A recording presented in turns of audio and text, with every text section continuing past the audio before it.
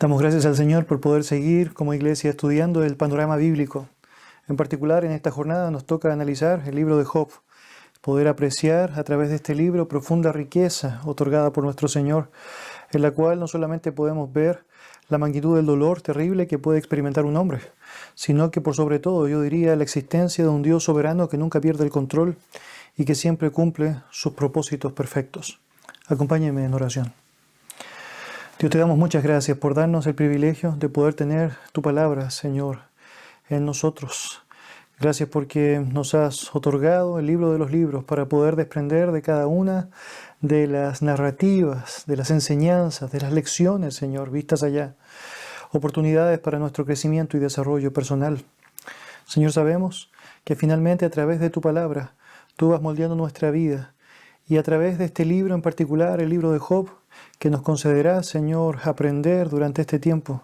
Sabemos, Padre, muchísimas lecciones que nos van a ayudar a exaltar mucho más tu nombre, a reconocerte como debe ser reconocido. Y quizás, Señor, en muchos casos, el poder decir, citando las palabras de Job, que de oídas te habíamos oído, pero ahora, a través de un estudio detallado de quién eres tú, de las lecciones, de lo que significa la narrativa de Job, ahora nuestros ojos te pueden ver. Dios, gracias por darnos esta oportunidad y permíteme poder volcar de buena manera aquello estudiado a mis hermanos. En el nombre de Jesús. Amén. Amén. Como introducción al libro de Job, yo debería decir que entramos ahora a una sección distinta de todo lo que ha sido ya en nuestro sentir bíblico, nuestro estudio bíblico.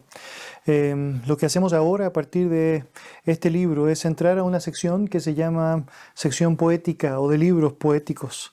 En esto está involucrado no solamente el libro de Job, sino también Salmos, Proverbios, Eclesiastés y Cantares. Y dentro de lo que es esta sección de libros poéticos, tú y yo debemos saber, hay diferentes características que son bien marcadas y qué bueno que tú y yo podamos tener básicamente como antecedente. Hay mucha poesía hebrea que sabemos tiene rasgos que son muy descriptivos, rasgos que involucran, por ejemplo, imágenes verbales, figuras de dicción, disposiciones acrósticas, símiles, metáforas o personificaciones de ideas o de objetos. Pero diría que por sobre todo, el valor de esta sección del Antiguo Testamento no se encuentra necesariamente en toda esa gran cantidad de recursos literarios, sino que más bien en el hermoso equilibrio que existe entre la obra inspirada del Espíritu Santo y lo más amplio y profundo de las emociones y las expresiones humanas.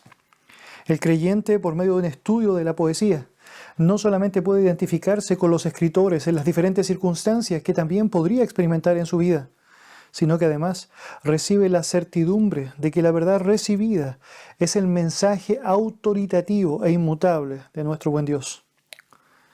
El título del libro de Job es el mismo nombre del personaje principal y se utiliza tanto en la Septuaginta como en el texto hebreo.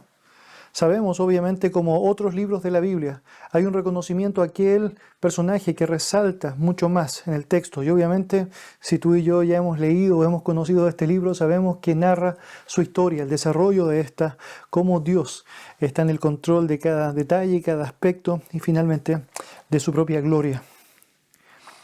Cuando comienza el libro de Job, él es uno de los hombres más ricos y prósperos que existe en la faz de la tierra. Él teme a Dios y vive una vida de integridad durante el antiguo periodo patriarcal en una localidad que lleva por nombre Uz, que sería básicamente parte de la región norte de Arabia, si quisiéramos ubicarla allá específicamente en un mapa. Si bien hay muchísimas lecciones aquí, deberíamos señalar que a nivel general lo que trasciende en este libro es una convocatoria a una consagración sin reserva al Dios soberano. El libro de Job trata de manera magistral el tema del sufrimiento de las personas justas o íntegras, personas que están tratando de vivir la vida de manera correcta ante Dios, pero que aún así sufren. Mientras que el dolor y la angustia y situaciones que son terribles son asumidas con naturalidad cuando quienes las enfrentan son aquellos que han hecho malas acciones o que han cometido actos terribles y las asumimos como consecuencia de sus malas prácticas. Lo cierto es que cuando vemos personas piadosas sufrir, eso nos asombra muchísimo. En particular el libro de Job nos ayuda a mirar esa realidad y apreciar ¿Qué es lo que debe resaltar en nosotros cuando conocemos historias como estas? Debería decir, a priori, que el libro de Job, aunque sugiere algunas respuestas a lo que significa el sufrimiento de los justos, es muy importante señalar que no da una solución que puede satisfacer el intelecto o la razón humana. Lo que hace en la práctica es dar una solución espiritual, algo que solo puede ser comprendido por aquellas personas que han recibido la gracia del Señor para aquello. En términos concretos, lo que nos ayuda a comprender el libro de Job por medio de la obra del Señor es que Él tiene el control, de que Él es absolutamente soberano y que Él hace lo que es mejor para nosotros, aunque duela, aunque duela. Si tuviésemos que resumir el libro, yo debería señalar que los primeros 2 capítulos describen el diálogo entre Dios y Satanás. Momento en el cual Dios está presentándole precisamente a Satanás, a Job, está mostrándole a Satanás que existe un hombre justo, un hombre que está viviendo íntegramente, y le concede, de hecho, autoridad para poder afligirle en extremo. Job reconoce desde el comienzo que su sufrimiento venía de la mano soberana del Señor. De hecho, no le atribuye despropósito alguno a aquello que va a estar viviendo. Pero el texto nos señala que luego vienen 3 amigos que le acusan de pecados ocultos, a lo cual él trata de defenderse con justicia. Un 4º amigo también viene para retarle. La razón de su reto es porque considera que Job está autojustificándose de aquellas cosas que está experimentando. Al final, lo que vemos es que Dios mismo se aparece en un torbellino, diciéndole a Job que Él es Dios y que no tiene que dar explicaciones por lo que hace. Job, frente a esta situación, se humilla delante de Él. Por lo que luego Dios mismo le vindica, devolviéndole aún más bendiciones de las que había quitado o de las que le había quitado. El libro de Job nos muestra la compasión de Dios, pero también la persistencia de la fe que Él puede regalarle precisamente a sus santos. Una de las características fantásticas de este libro es su reconocimiento histórico, porque no solamente está siendo determinado como tal en cuanto al relato del Antiguo Testamento, sino que además este personaje, su historia, su carácter es reconocido en otras porciones de la Biblia. Probablemente quizás la más conocida, aquella que se encuentra en Santiago capítulo 5, en donde se presenta como un ejemplo de paciencia en la adversidad. Sería bueno aprender esto. Cuando no hay explicaciones racionales y ni siquiera teológicas para ciertas situaciones específicas que vivimos como seres humanos, nos ayuda a saber que es muy importante confiar en Dios. Y aunque a veces será difícil para nosotros ver los detalles de aquello que experimentamos, no hay duda alguna, hay que confiar en Dios, hay que confiar en Él. ¿Qué sabemos en relación al autor? El libro no nombra a su autor y debería decir que no debemos ser dogmáticos en señalar quién específicamente lo fue, porque lo cierto es que en la historia no ha habido concordancia con relación a esto. Difícilmente Job podría ser un candidato para haber sido el escritor, porque es cierto que cuando lees el libro te das cuenta que el mensaje descansa en que Job es ignorante de este episodio que está pasando específicamente allá en el cielo entre Dios y Satanás. Por lo tanto, difícilmente él podría establecer aquello. Otro argumento que algunos dan para mostrar que sería difícil que él fuese el escritor es que nadie está escribiendo su dolor de forma poética cuando sus amigos están atacándole de la forma que le atacan. Es evidente que hay alguien que está tomando esta autoridad para anotar el relato de la vida de este hombre. La tradición talmúdica o el Talmud sugiere a Moisés como el autor. Una de las razones que dan es que cuando piensas en la geografía, Madián, que fue el lugar en donde Moisés estuvo durante 40 años, está adyacente a lo que es la zona de Uz. Por lo tanto, probablemente, es decir, Moisés había tenido cercanía al registro de la historia de Job. Por lo tanto, él está narrando aquel episodio. Otra opción que algunos dan tiene que ver con Salomón. Y es una buena posibilidad debido a que hay varias semejanzas en los escritos de Salomón en Proverbios o Eclesiastés con varios de los párrafos o secciones que encontramos en el libro de Job.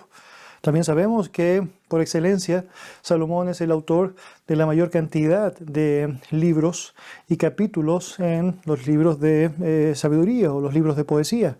De hecho, Salmo sería el único que no estaría puesto bajo su autoría general, pero aún sabemos que él escribió 2 salmos dentro de este libro, el Salmo 72 y el Salmo 127. Por lo tanto, también es una posibilidad.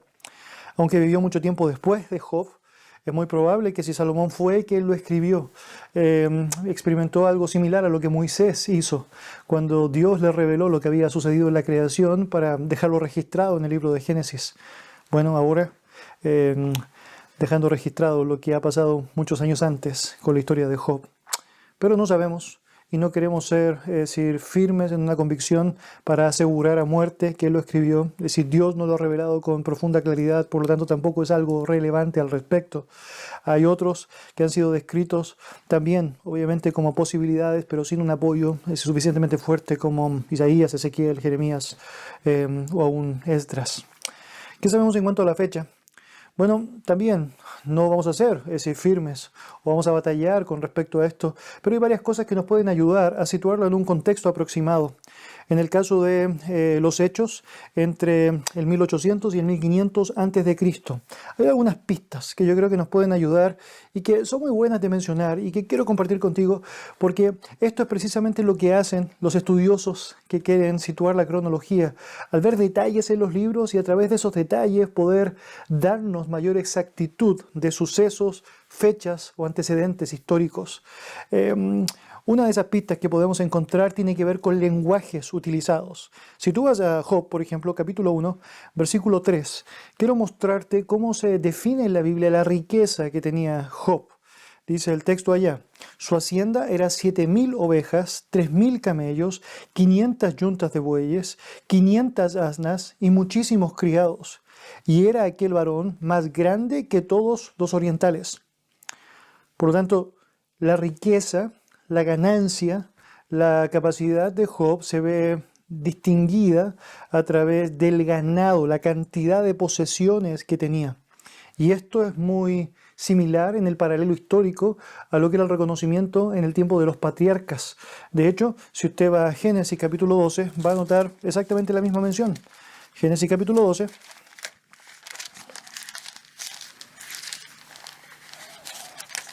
Versículo 16. La palabra del Señor dice así: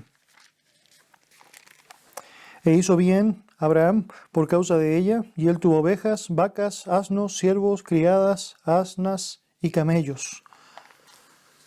Ahora, este detalle es muy importante porque cuando piensas en el avance de la historia, te das cuenta que en teocracia, esto ya en tiempo de los reyes, se hace muy diferente a lo que había sido en el tiempo patriarcal. Cuando están los reyes ya establecidos, lo que se determinaba como la gran riqueza era básicamente el oro y la plata. En el tiempo de los patriarcas, el ganado era la manera en cómo se establecía los recursos que tenía una persona en abundancia. Por lo tanto, esta es una buena pista para situar el libro de Job dentro de la etapa patriarcal. Una segunda pista que puede ayudarnos mucho es que en el libro de Job no hay ninguna mención a la Torá. Y esto nos llama mucho la atención. Cuando vemos el libro nos damos cuenta que, entre otras cosas, Job, por ejemplo, está haciendo sacrificios. Ahora sabemos que él no es judío y sabemos que tampoco es levita. Por lo tanto, el hacer lo que está haciendo claramente sería ir en contra de aquello que había sido establecido en la ley. La razón por la cual esto no es visto como un pecado y por el contrario Dios, a pesar de eso, le considera un hombre justo, es porque precisamente él está situado en una época en donde la Torá todavía no ha sido establecida. Y esto es un dato muy importante también para tener presente. Otro aspecto muy importante también para considerar tiene que ver con la duración de la vida de Job.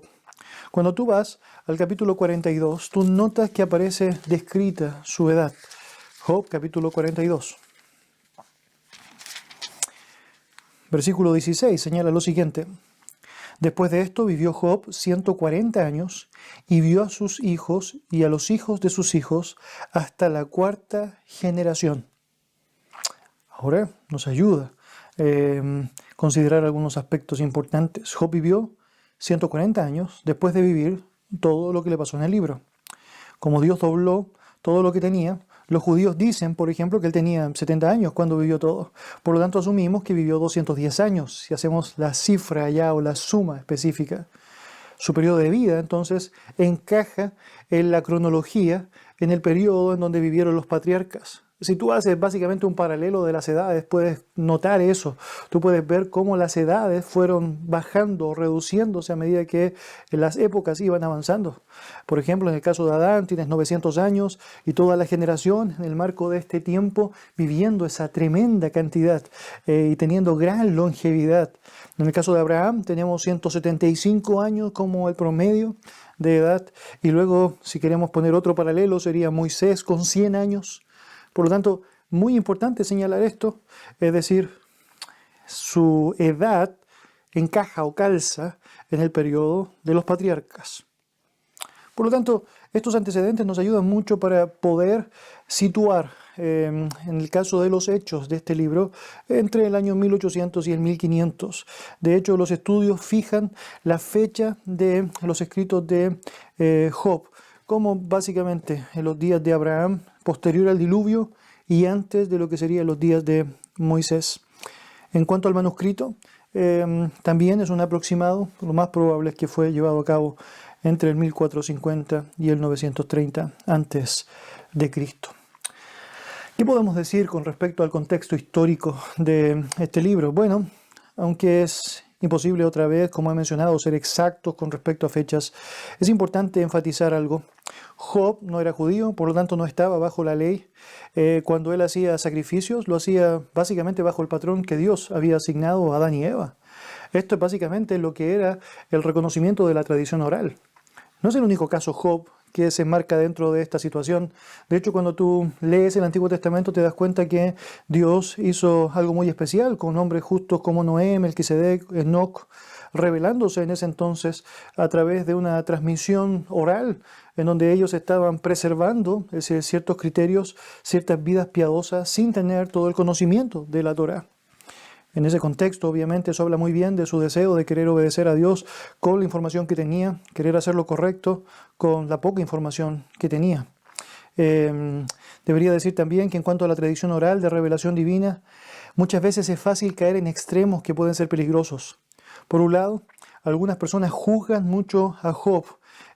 ¿Por qué? Porque hay ciertos principios, por ejemplo, señalados en el libro de Proverbios que él no cumple. Y la razón es evidente. Todavía no existía el libro de Proverbios. Con la poca información que él tenía, realmente él está tratando de hacer lo mejor que él puede hacer. De hecho, mucha más información de la que nosotros pensamos es la que él podía reconocer en esa etapa de su historia.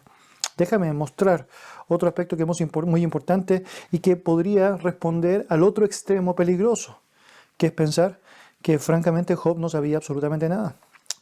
Cuando miras su libro te das cuenta que hay profunda teología narrada o descrita. Capítulo 19, por favor, de Job.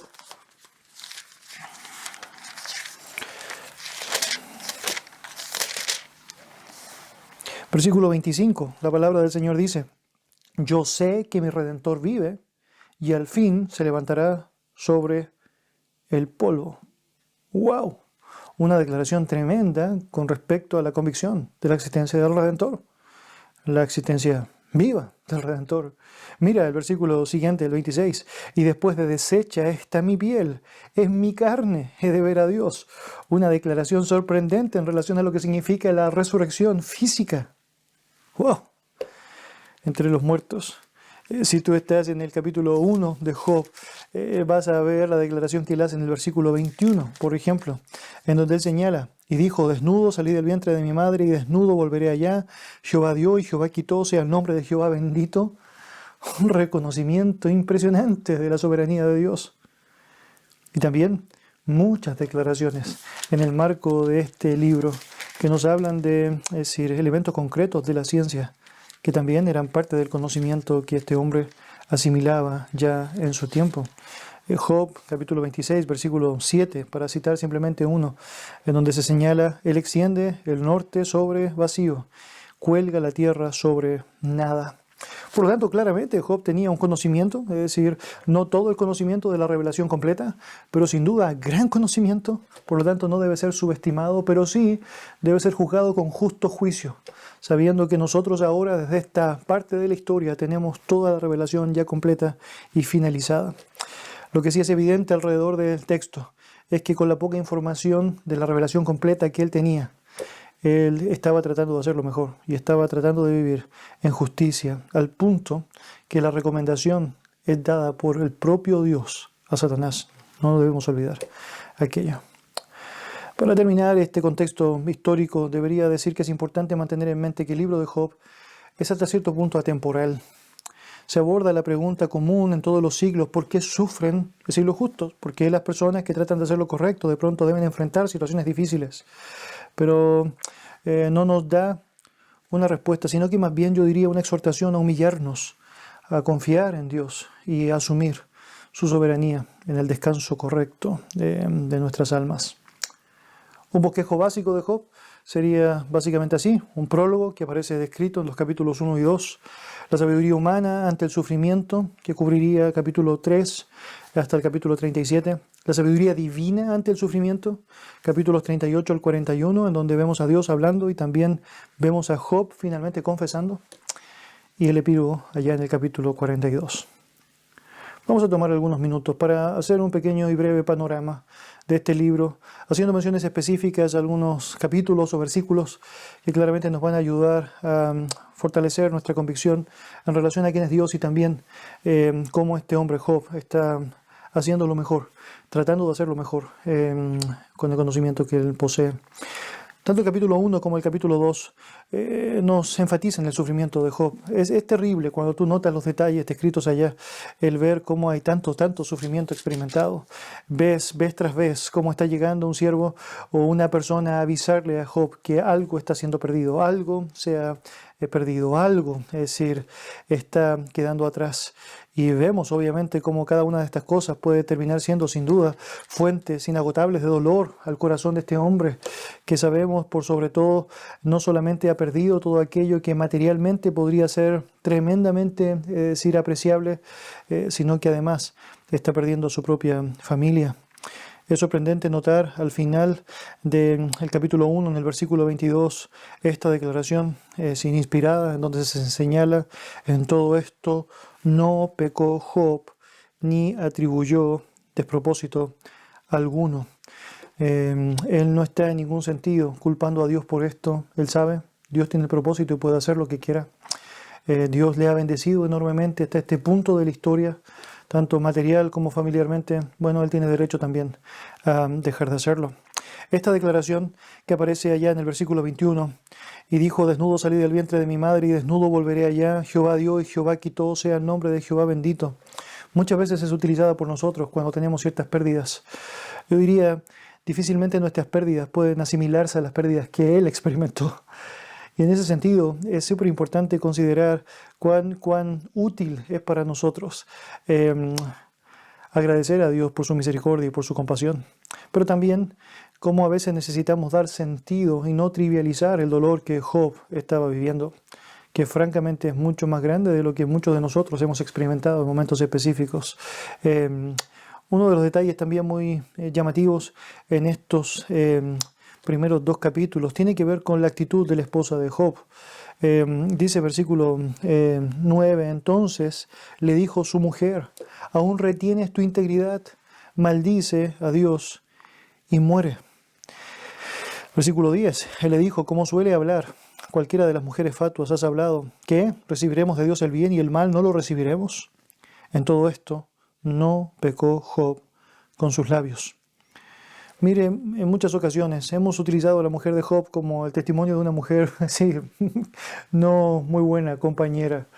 Pero lo cierto es que nosotros necesitamos también ponernos en la perspectiva correcta. Ella ha perdido exactamente lo mismo que Job ha perdido. Ella está experimentando exactamente lo mismo que Job está experimentando. Y ella, probablemente sin todas, es decir, las características piadosas que la Biblia menciona de Job, también obviamente con muchas más preguntas sin responder. Necesitamos considerar el dolor tremendo que ella está experimentando. Y obviamente, aunque el pecado nunca se justifica, sí creo que nos ayuda mucho a considerar el hecho de que ella está sufriendo muchísimo aquello que está también experimentando. Cuando tú lees el capítulo 3 y de ahí en adelante hasta el 37, nos damos cuenta que se ven manifestadas las expresiones de amigos de Job que aparecen allá. Y con esto, lo que se podría entender como consejos inútiles de sus amigos. Amigos que parten bien. De hecho, hacen cosas que son bien encomiables y dignas de imitar. Ellos, por ejemplo, parten, es decir, hacia el lugar donde está Job, viajan, le acompañan y se quedan una semana allí. Ahora, el problema de estos amigos comienza específicamente cuando ellos abren su boca. Elifaz, por ejemplo, uno de los amigos descritos, tenía una teoría que quería fundamentar. Esa teoría decía básicamente que toda persona que peca tiene que sufrir. Por lo tanto, Job, tú has pecado, por eso estás sufriendo. Déjeme leer para usted el capítulo 4, versículo 8, donde Elifaz está diciendo: como yo he visto, los que aran iniquidad y siembran injuria, la ciegan. Por lo tanto, así como tú estás cegando dolor, quiere decir claramente que tú, es decir, lo has sembrado, te lo mereces. Te lo mereces. Ahora, yo creo que es muy importante señalar esta declaración rápida que él está llevando adelante, la hace a partir de prejuicios que ha establecido. Uno de los prejuicios grandes que nosotros podemos tener en momentos específicos es el de creer que nuestra experiencia es la que valida ciertas cosas. Si notas otra vez el detalle, te vas a dar cuenta que esto es lo que sucede. Mira otra vez, versículo 7, recapacita ahora, ¿qué inocente se ha perdido? ¿Y en dónde han sido destruidos los rectos? Como yo he visto, los que aran iniquidad y siembran injuria, la ciegan. Ahora, pareciera a simple vista que su argumentación tiene sentido o raciocinio, pero lo cierto es que no es verdad. Recapacita ahora, ¿qué inocente se ha perdido? Y bueno, en la historia, muchos inocentes se han perdido. En segundo lugar, ¿en dónde han sido destruidos los rectos? Bueno, muchos rectos han sido, en términos humanos, destruidos. Por lo tanto, su premisa es incorrecta, pero él valida toda su argumentación básicamente en su propia experiencia. Él cree que es así. A él le ha tocado. Eso, por lo tanto, piensa que esto es lo que debe ser defendido o enfatizado.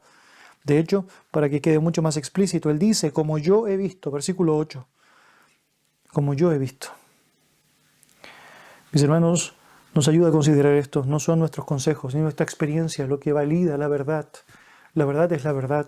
La palabra del Señor es la verdad. Y esta es la que debe brotar de nuestros consejos, de nuestras expresiones para con otros. Hay otro amigo, es Bildad. Este hombre está convencido de que él, sin duda, debe estar pecando. En el capítulo 8 vemos una declaración de este hombre también. Versículo 6 dice lo siguiente: si fueres limpio y recto, ciertamente luego se despertará por ti y hará próspera la morada de tu justicia. Y aunque tu principio haya sido pequeño, tu postrer estado será muy grande. Porque pregunta ahora a las generaciones pasadas y disponte para inquirir a los padres de ella. Lo que vemos acá es un consejo que está basado en presuposiciones y tradiciones. Eso es, básicamente. Es decir, cuando sigues leyendo allá, versículos 9 y 10, pues nosotros somos de ayer y nada sabemos, siendo nuestros días sobre la tierra como sombra, no te enseñarán ellos, te hablarán y de su corazón sacarán palabras. Otra vez, pensando que la respuesta puede encontrarse en las tradiciones, en la historia. Hermanos, no, es la verdad, es la verdad. Shofar, también, absolutamente convencido. Tú estás pecando, tú estás pecando. Mira lo que dice el capítulo 11 del libro de Job, versículo 4 al 6. Tú dices, mi doctrina es pura y yo soy limpio delante de tus ojos. Él está argumentando, él dice, tú dices, Job no está diciendo eso, mas, ¿quién diera que Dios hablara y abriera sus labios contigo y te declarara los secretos de la sabiduría, que son de doble valor que las riquezas? Conocerías entonces que Dios te ha castigado menos de lo que tu iniquidad merece. Bueno, otra vez, sus presuposiciones están sostenidas en lo que él reconoce como, yo diría, en la práctica su propia religión. Él ha establecido ciertos criterios, ha tratado de sostenerlos y está convencido de que esto es así. Déjame seguir leyendo para ti versículo 13 al versículo 15. Dice, si tú dispusieres tu corazón y extendieres a él tus manos, si alguna iniquidad hubiere en tu mano y la echares de ti, y no consistieres que more en tu casa la injusticia, entonces levantarás tu rostro limpio de mancha y serás fuerte y nada temerás. Él está inventando su propia doctrina. Él tiene su propia creencia. Él está, otra vez, equivocado, tal como los otros amigos. Eliú es otro amigo joven, cuyo consejo, la verdad, es que fue un poco más sabio que el consejo de los otros, que eran mayores y avanzados en edad. Dios purifica y enseña a los justos. Es algo de lo que aparece descrito como parte de su declaración. Y lo cierto es que gran parte de su argumentación está sostenida en el hecho de que, bueno, ve que Job está, es decir, autojustificando ciertas cosas que no debería, es decir, ver de esa manera.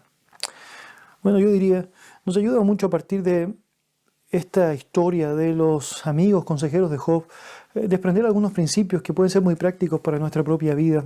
Aprendí esto hace un tiempo atrás y me parece que sería bueno, es decir, compartirlo con ustedes en este contexto específico.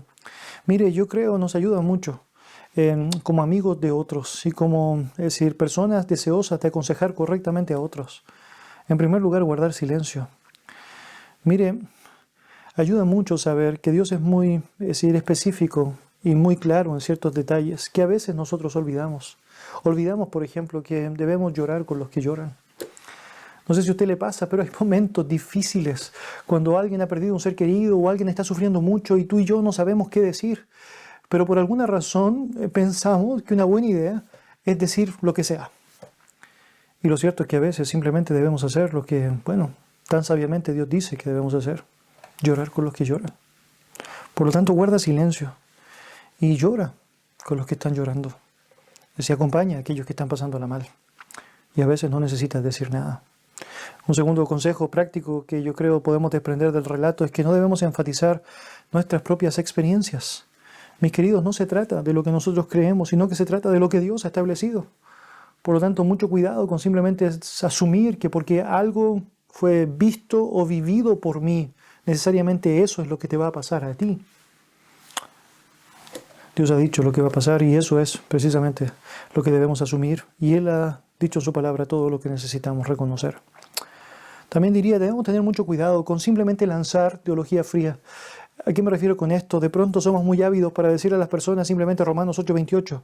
Y aunque es correcto decir la Escritura, es peligroso cuando lo hacemos sin nada más, sin nada más. Déjeme explicarlo de esta manera. Cuando Jesús está en la cruz, Él en un momento pregunta, Padre, ¿por qué me has desamparado? La pregunta para ti sería esta. Es decir, ¿sabía precisamente Jesucristo por qué? Es decir, Él le había desamparado. Y la respuesta es sí. Es decir, Él no tiene problema de teología. Jesucristo sabe la respuesta. Jesucristo simplemente está experimentando un dolor grande. Y a través de esta pregunta, Él está dejando en claro la expresión de su dolor.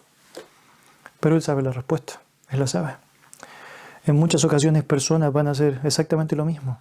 Van a lanzar allá ciertas exclamaciones y tú vas a querer dar respuestas rápidas a ellos. Y a veces una teología muy fría en donde queremos simplemente retar al otro.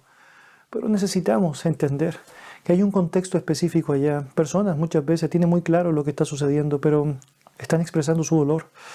Y como creyentes no solamente debemos citar la Escritura, sino que debemos hacerlo en un espíritu correcto, con una actitud propicia. Yo diría, son buenos 3 consejos que no debemos eludir. Ahora, otra cosa que es alusiva a esto, que también puede ser una buena enseñanza para nosotros, es por qué los creyentes sufrimos, por qué personas que tratan de hacer lo correcto deben enfrentar momentos difíciles. Y yo diría, al menos en la Escritura tenemos 3 razones para eso, 3 respuestas que nos ayudan a entender aquello. Una de ellas es corrección. La Biblia nos enseña en Hebreos capítulo 12 que Dios azota al que tiene por hijo y a veces tú debes saber, es decir, por razón de nuestra desobediencia necesitamos ser corregidos. La Biblia nos cita en el libro de Corintios que algunas personas por participar indignamente de la cena del Señor estaban enfermándose, debilitándose y algunos muriendo. Bueno, una razón por la cual las personas deben sufrir es porque Dios está corrigiendo. Otra razón bíblica por qué las personas sufren es porque Dios quiere prevenirnos de algo. Me asombra la escena en donde el apóstol Pablo en 2 Corintios capítulo 12 versículo 7 y luego de haber ido al tercer cielo, dice la Escritura, recibe de parte de Dios un aguijón en la carne para que no se jacte. Bueno, debería decir que ese aguijón, sin tener todas las respuestas generando grandes debates de a qué se refiere específicamente, nos debe hacer pensar mucho en el fondo de su existencia. Y el fondo es que Dios quería prevenir a Pablo para que no se jactara. Bueno, a veces nosotros somos personas que experimentamos sufrimiento porque Dios quiere prevenirnos de que vayamos a pecar o que vayamos a ir más allá. Una tercera razón por la cual los creyentes sufrimos es porque Dios quiere educarnos. Y allá es donde el ejemplo de Job calza de manera perfecta, propicia. Él quiere enseñarnos algo, Él quiere mostrarnos algo, Él quiere que salgamos como el oro por medio del fuego. Y bueno, en esa enseñanza debemos sufrir. Muy importante saber todo esto. Y la razón de la importancia de aquello es porque muchas veces tú y yo podríamos simplemente encasillarnos en una función. Bueno, estás sufriendo porque Dios te está castigando. Bueno, podría ser. Pero lo cierto es que también podría ser que simplemente Dios quiere enseñarte o porque simplemente Dios quiere prevenirte de una situación particular. Sea cual sea, somos convocados por Dios a poder profundizar en aquello. Y tal como Santiago capítulo 1 menciona, si no comprendemos bien la razón, debemos pedirle a Dios sabiduría, el cual nos va a dar abundantemente y sin reproche para comprender precisamente aquello que el Señor quiere provocar en nosotros o lograr en nosotros en su voluntad. En el capítulo 3 de Job, hay una declaración que es tremenda, yo diría, en sentido de mostrarnos la magnitud del dolor que él está experimentando. Versículo 3 dice, perezca el día en que yo nací y la noche en que se dijo varón es concebido. Obviamente en Job podemos ver encerrada la magnitud del dolor que una persona puede experimentar en esta tierra. Pero también, por otro lado, a través de su testimonio podemos mirar cómo incluso en el dolor él podía permanecer en esperanza, en esperanza.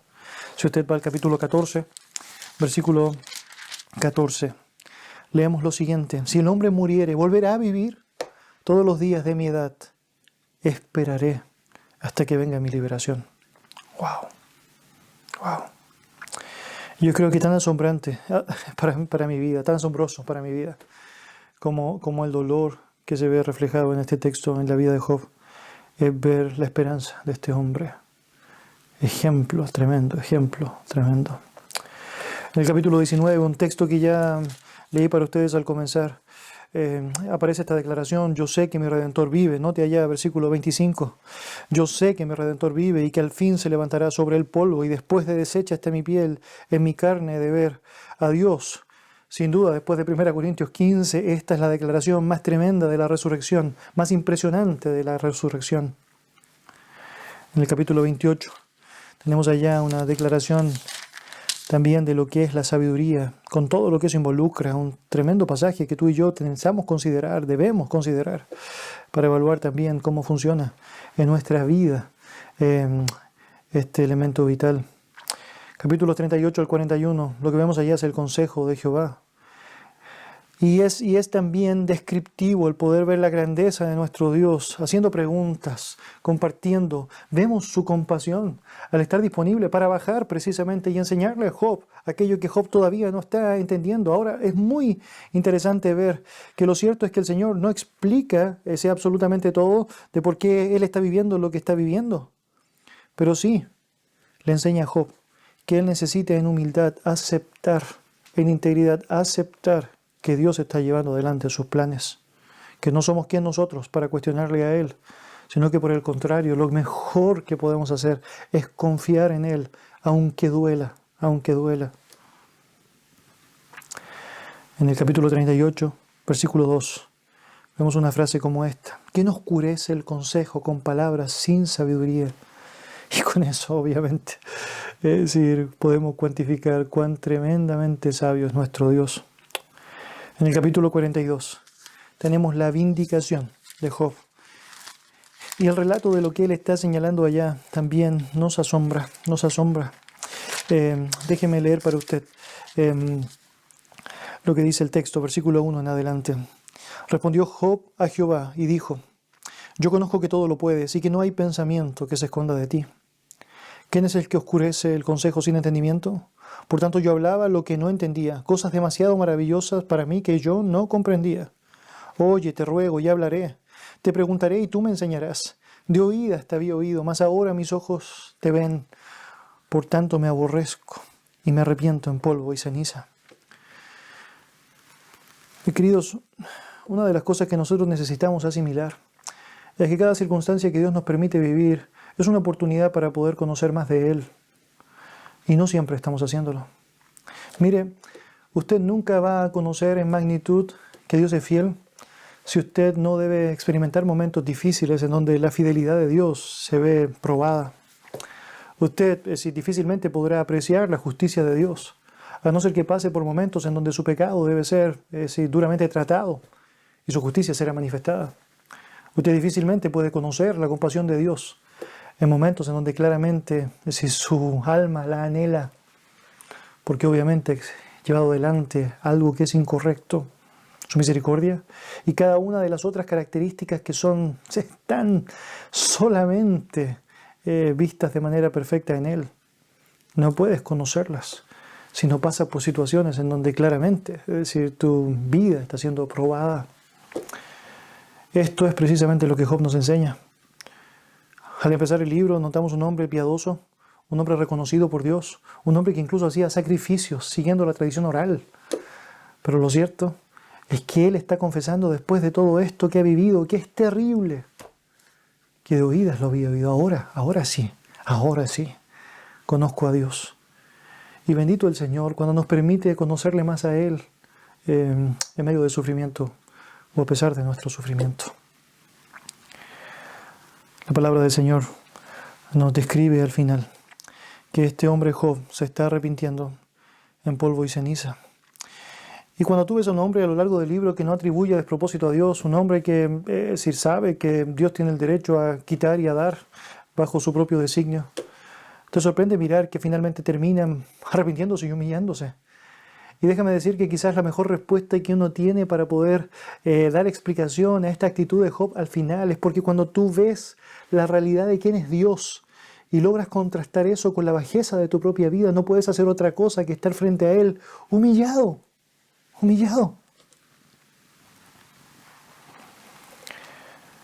El capítulo 42, versículo 12, nos describe la bendición de Jehová y cómo el postrer estado de Job, fue mejor que el primero. Cada detalle descrito allá nos muestra cómo Dios fue bendiciendo la vida de este hombre. Al final, en el versículo 17, leemos que murió Job viejo y lleno de días.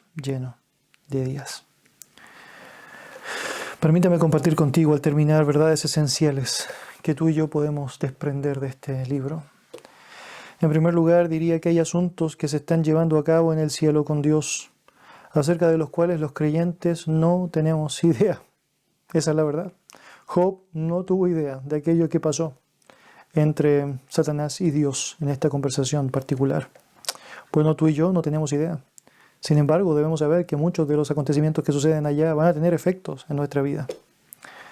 Un segundo principio, una segunda verdad a considerar es que aún el mejor esfuerzo por explicar los problemas de la vida puede ser inútil y a veces simplemente necesitas esperar, guardar silencio ante Jehová y esperar en Él.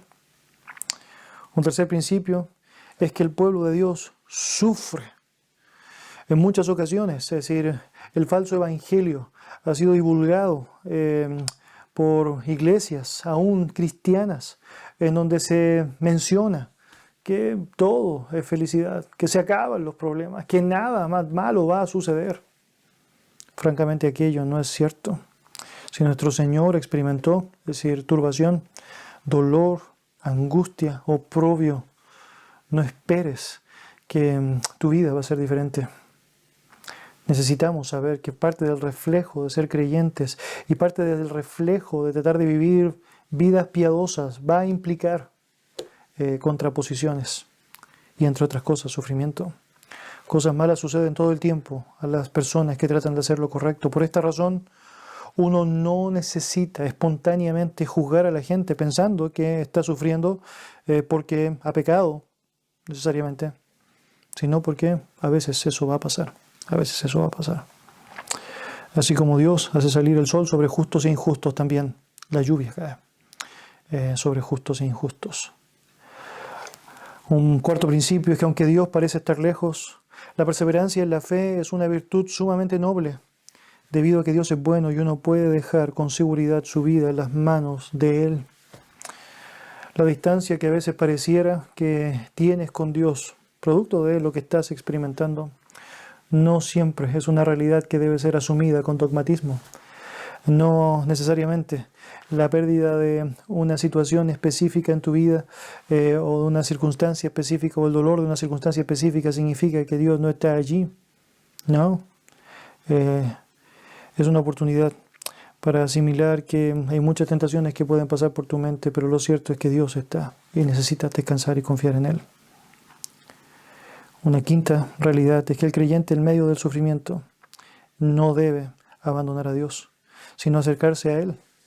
De esa manera, en la comunión con Él puede experimentar el consuelo necesario, un consuelo que en el caso de Job solo fue recibido cuando Dios mismo en su comunión aparece allá y entrega las palabras que solo Él puede entregar. Ninguno de los amigos fue suficiente. Dios era suficiente.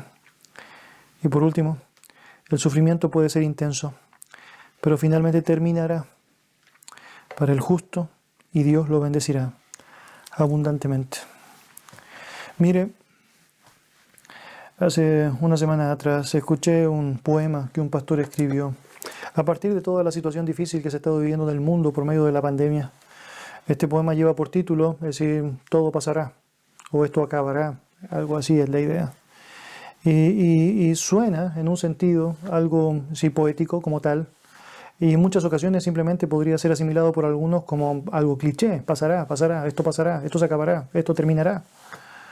Ahora tú y yo debemos saber que independiente de todo lo que todavía podríamos seguir viviendo en este cuerpo miserable de muerte, si hay una garantía preciosa que los creyentes tenemos, es que finalmente todo el dolor, todo el llanto, toda la dificultad, toda la adversidad tiene una fecha de caducidad.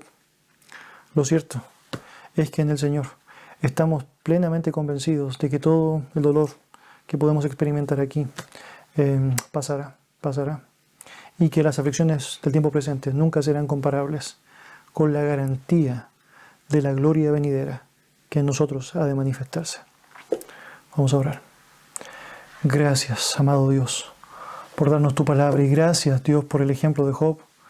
Somos, Señor, privilegiados de poder ver que ese Job tenía el mismo Dios que nosotros tenemos en usted. Dios, gracias por lo que haces en nosotros, por medio de nosotros y a pesar de nosotros. Gracias porque no te cansas, Señor, de obrar en nuestra vida para bien.